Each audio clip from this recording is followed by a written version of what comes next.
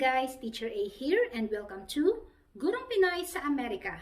So for today, ang lesson natin ay illustrating linear inequalities in two variables. So simulan na natin. Ano ba ang linear inequality? So by definition, a linear inequality in two variables is an inequality which can be written in one of the following forms. Kahit alin siya rito. So first, ax plus by is greater than c. Then, ax plus by is less than c. Third, we have ax plus by is greater than or equal to c. And the last one is ax plus by is less than or equal to c. So please take note na dapat yung a, b, c natin dito, yung mga variables natin na yon ay real numbers. And si a at b ay hindi equal sa 0. Bakit? Kasi kapag nag-0 si x or si y, kapag nag-0 si a or si b, maka-cancel out yung isa sa mga variables. Remember, we are talking of linear inequality in two variables. So, yun ang pagkakaiba ni linear inequality sa linear equation. Ang linear equation, so ang ating LE or linear equation, ang symbol na ginagamit ay equal sign, which means yung left side ng ating equation is equal to the right side. Hindi katulad sa ating linear inequality. So, given this definition, i-check natin kung linear inequality ba or hindi yung ating mga math sentences. So number 1, ang given natin, y equals 6x minus 2. So ang titingnan lang natin ay ang symbol na ginamit. So since gumamit siya ng equal sign, so therefore, linear equation ang given. So this is not a linear inequality. Kasi linear equation siya. Next, number 2. Y is less than 4x plus 1. Again, tingnan natin yung symbol, less than. So therefore, ito ay linear inequality in two variables. Okay? Next, number 3. 8 plus 3y is greater than or equal to 4x. Again, i-check natin kung ano yung symbol na ginamit. Greater than or equal to. So that means, ito ay linear inequality. And the last one, 3 minus 5y is equal to 2x. So, check natin yung symbol. Equal sign. So that means this is a linear equation.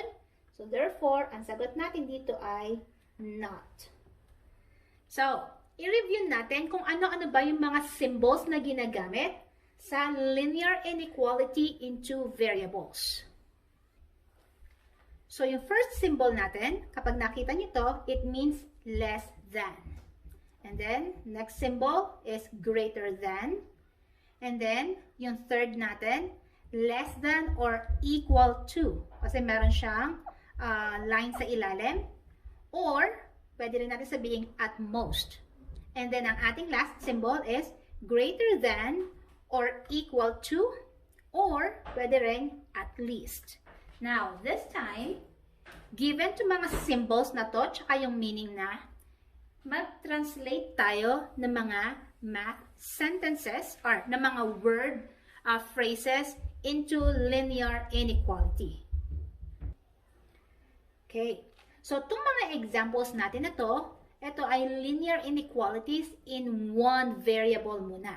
Okay. So, simulan natin sa number 1. The sum of twice a number and 1 is greater than 5. So, kapag sinabing sum, himayin natin, sabihin, nag-a-add tayo. So, ano yung ina-add natin? Twice a number. Ibig sabihin, 2 times any number. Since hindi given yung number, gagamit tayo ng variable or any letter from A through Z. So, gamitin natin si X. So, yung sum daw ni 2x and 1, so si 2x, ina-add kay 1, is greater than, so is greater than 5. So, therefore, ang sagot natin ay 2x plus 1 is greater than 5. Yan. Next, example number 2. 8 less than 5 times a number is less than 6. So, paano yon? Less than.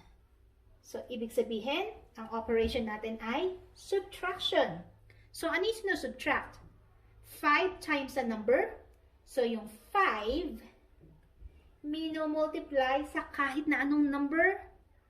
So, that means, not kahit na ano. 5 minomultiply sa number. So, gagamit tayo ng kahit na anong letter. So, gamitin ko li ay x.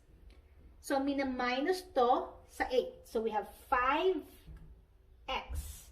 minus 8 is less than. So, yun ang symbol natin. Is less than 6. So, therefore, ang ating inequality ay 5x minus 8 is less than 6. Next, number 3. The difference between x and 4 is at least 11. So, again, difference. Anong operation? Subtraction. Ano yung sinusubtract? Si x tsaka si 4. So, x minus 4. And then, anong symbol? At least. So, greater than or equal to then 11. So, therefore, ang ating inequality ay x minus 4 is greater than or equal to 11. Okay, so this time, ang ita-translate naman natin ay mga real-life word problems into linear inequalities in two variables. Example number 1. Suppose your class is raising money for the Red Cross. You make 150 pesos for every basket of fruits and 200 pesos on each basket of vegetables. So, how many of each type must you sell to raise more than 1,000 pesos? So, paano natin gagawin to? So, first step, since we are talking of two variables, x and y, i-assign natin kung ano yung ating x at kung ano yung ating y. Okay? So, ano ba yung pinag-uusapan natin dito? Meron tayong basket of fruits na binibenta and basket of vegetables para makalikom ng more than 1,000. So, yung x, i-assign natin siya as number of basket of fruits. So, number of basket of fruits. And then, yung y naman, yun yung basket of vegetables. So, number of basket of vegetables. Yan. So, after nating i-assign si x and y, this time, pwede na nating isulat ang ating linear inequality. So, sabi dito, nagbebenta tayo ng dalawang bagay, basket ng fruits, tsaka basket ng vegetables. So, ang tanong, ilan ng kada basket yung ating ibebenta para makakuha tayo ng more than 1,000? So, ilang basket? So, how much ba ang kada basket ng fruit? 150. So, 150 i-multiply natin sa number of baskets ng fruits. Then, i-add natin yung basket of vegetables. Magkano ba siya? 200 isa. So, 200 kada basket ng vegetables. Makaka-raise tayo dapat ng more than. So, ang symbol natin ay more than. So, more than 1,000 pesos. So, 1,000. There. So, therefore, ang ating linear inequality for the given word problem is 150x plus 200y is greater than 1,000. Okay? Next, example number 2. So example number 2. Suppose you have a budget of 100 pesos to buy eggs and tomatoes for lunch. If each egg costs 5 pesos and each tomato costs 3.50 pesos, how many of each can you buy? So again, ang first step natin ay i-assign natin kung ano yung ating x and yung ating y. So based sa problem, meron tayong dalawang klase na gustong bilhin para sa lunch. Yun yung eggs tsaka tomatoes. So x, i-assign natin siya as yung bilang ng itlog na pwedeng bilhin. So number of eggs. And then, ang ating y ay yung bilang naman ng kamatis. So, number of tomatoes.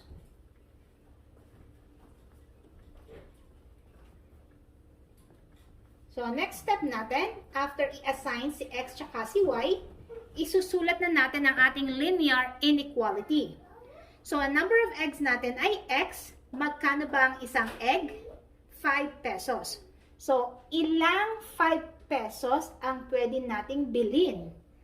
At, so i-add natin, ilang kamatis na ang halaga ay 350 ang pwede nating bilhin? So, 350 kada kamatis. So, 3.50y, kasi y ay kamatis, na kung saan ang budget natin ay 100 pesos. So, tandaan, since ang pera natin ay 100 pesos lang, so, yung presyo ng itlog tsaka kamatis na pinagsama, hindi siya dapat tataas sa 100. Pwede siyang maging equal sa 100, pero dapat mas maliit sa 100. So, therefore, ang sagot natin ay 5x plus 3.5y or 3.50y is less than or equal to 100. Okay? So, this time, i-check naman natin kung paano malalaman kung ang given na ordered pair ay solution ng linear inequality or hindi. Okay, so dito sa last example natin, titingnan natin kung ang given na ordered pair ay solution ng given na linear inequality. So, paano ba yun malalaman? Kapag sinubstitute natin yung ating x and y values sa inequality at ang resulta ay true statement, then therefore, itong ordered pair ay solution ng given na inequality. Kapag naman false, that means hindi siya solusyon ng ating inequality. So, solve natin yung number 1. Ang given is 0, 1. And then ang ating inequality is x minus 2y is greater than negative 3. So, i-label muna natin ang ating ordered pair. A first number, of course, yung ating x value. Yung second ay ang y value. So, i-rewrite ko lang ang ating inequality na x minus 2y is greater than negative 3. So, first step, plug in or substitute the values of x and y. So, papalitan lang natin sila ng given na ordered pair. So, ang x ay 0. Sulat natin. Minus, kopyahin si 2. And then y. So, 2y means 2 times y. Ano bang y value natin? 1. So, therefore, ito ay 2 times 1. And then, it's greater than negative 3. So, that's the first step.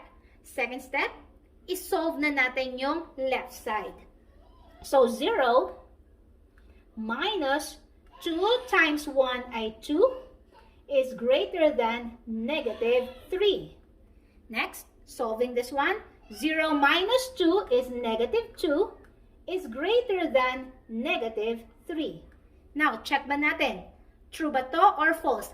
Mas malaki ba ang negative 2 sa negative 3? Yes. So, this is true. So, therefore, ang 0, 1 ay solution ng x minus 2y is greater than 3. Negative 3. Okay? Next, number 2. This time, i-check naman natin kung ang 3, 1 ay solution ng y is less than or equal to 2x minus 5. So again, yung 3 ang ating x value, yung y ay 1. So, re-write ko lang ulit ang given. Y is less than or equal to 2x minus 5. So, first step is substitute ang values ng x and y. Si y natin, based sa given ay 1, is less than or equal to, kopyahin si 2, times x, which is 3, and then minus 5. Now, next step, isolve natin yung right side. So, kopyahin yung nasa kaliwa na 1 is less than or equal to. 2 times 3 ay 6. Then, kopyahin si minus 5. Continue solving. 1 is less than or equal to. 6 minus 5 is 1. So, 1, is it less than or equal to 1? Yes. True pa rin siya. Bakit? Kasi may equal sign doon sa ilalim. So, pwedeng dapat pareho sila. So, therefore, since true ang ating statement, 3, 1 is a solution of y is less than or equal to 2x minus 5. So, itong sagot natin dito ay yes, solution siya. And pati sa number 1, yes din kasi yung ordered pair ay solution ng ating linear inequality. So, that's it. Kung natuto kayo sa ating video, kindly give me a like para i-share to ni YouTube sa iba. So, see you in my next video. Paalam!